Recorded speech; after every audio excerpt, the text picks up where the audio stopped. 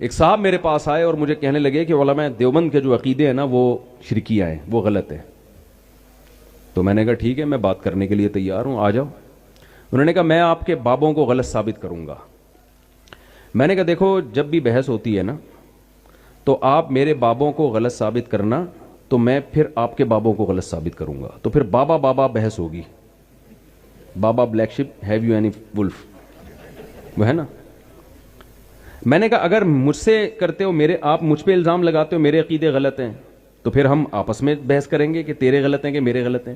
ابا پہ جب بات آئے گی تو پھر یہ نہیں ہوگا کہ میں دفاعی پوزیشن میں اپنے اکابر کا دفاع کروں گا، کیونکہ اگر آپ نے مجھے میرے اکابر سے ہٹا دیا، ثابت کر دیا یہ گمراہ ہیں، تو پھر آپ کو یہ بھی تو ثابت کرنا ہے کہ آپ کے اکابر صحیح ہیں، تاکہ میں وہ چھوڑ کر پھر آپ کی طرف آ جاؤں. میں سمجھا پا رہا ہوں اپنی بات؟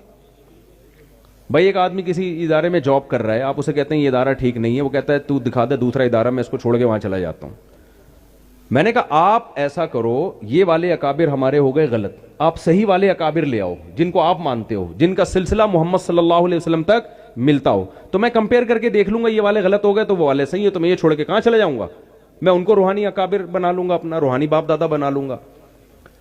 تو میں نے کہا ایسا کرو کہ جب ہم ابا ابا کھیل رہے ہیں نا، بابا بابا کھیل رہے ہیں اور اکابر اکابر کھیل رہے ہیں، تو میری اور آپ کی بحث نہیں ہوگی، پھر میرے اکابر اور آپ کے اکابر کی بحث ہوگی. اور اگر مجھ سے لڑنا ہے، مجھ سے بحث کرنی ہے، تو پھر میں اور آپ اکابر کو بیچ میں لاؤ گے. تو میں نے کہا میں اپنے اکابر کو چھوڑنے کے لیے ابھی بتا رہا ہوں تیار ہوں، آپ ان کا غلط ہونا ثابت کرو لیکن اپنے والوں کا صحیح ہونا ثابت کرنا. تو میں نے کہا اس کے لیے سب سے پہلے ضروری ہے کہ آپ اپنے اکابر کی سند متصل پیغمبر صلی اللہ علیہ وسلم تک پیش کرو. کیونکہ ہوتا پتہ کیا ہے، یہ جب اکابر پیش کرتے ہیں نا، 2 تاریخ کے بعد ہمارے والے آ رہے ہوتے ہیں ان میں.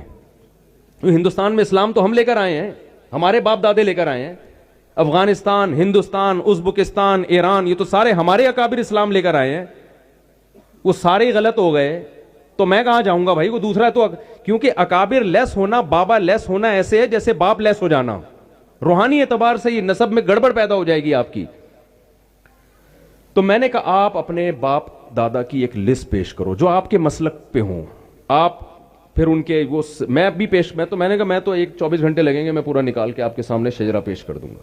میرے شیخ تھے حضرت مفتی رشید احمد صاحب، ان کے مولانا عبد الغنی پھلپوری، ان کے مولانا شلوی تھانوی رحمۃ اللہ علیہ، ان کے حاجی امداد اللہ مہاجر مکی رحمۃ اللہ علیہ. یہ سارا سیٹ اپ میں کہاں تک پیش کروں گا؟ محمد صلی اللہ علیہ وسلم. فقہ میں اپنے استاذ کا ذکر کروں گا، میرے استاذ مفتی محمد صاحب، پھر ان کے استاذ، پھر ان کے استاذ، پھر ہوتے ہوتے امام ابو یوسف سے امام حنیفہ، پھر امام حنیفہ کے استاذ ابراہیم نخعی، پھر ابراہیم نخعی کے استاد حماد الکوفی، پھر حماد الکوفی کے استاذ عبداللہ القمہ، اور القمہ کے استاذ عبداللہ بن مسعود، اور عبداللہ بن مسعود کے استاذ محمد صلی اللہ علیہ وسلم. میں نے کہا میں تو ایک ایک چیز میں، حدیث میں بھی، فقہ میں بھی، اور ہر چیز میں سند پیش کروں گا اور بتاؤں گا ان اکابر نے کیا کیا گڑبڑیں کی ہیں، آپ بتانا، اور میں بتاؤں گا تمہارے اکابر نے کیا کیا کیا ہے.